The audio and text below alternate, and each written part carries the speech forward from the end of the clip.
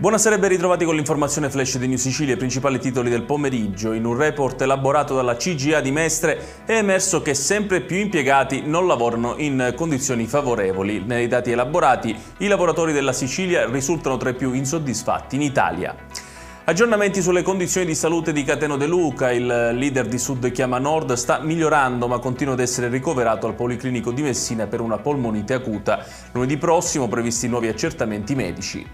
I sindacati di categoria si scagliano contro il presidente della regione Renato Schifani sulla riforma forestale. Le sigle, in una nota in cui spiegano di non aver ricevuto alcun riscontro da Schifani, si sono autoconvocate a Palazzo d'Orleani il prossimo 15 di maggio.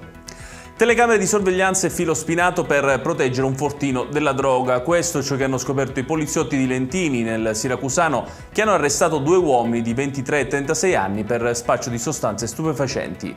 Chiudiamo con il meteo. Continua il bel tempo in Sicilia. Nella giornata di domani tempo soleggiato con cieli sereni e poco nuvolosi su tutta la regione, temperature stabili e in linea con i valori stagionali. Ed è tutto per questa edizione. Tutti i dettagli su queste notizie li trovate come sempre sul nostro sito www.newsicilia.it. Grazie per averci seguito e arrivederci.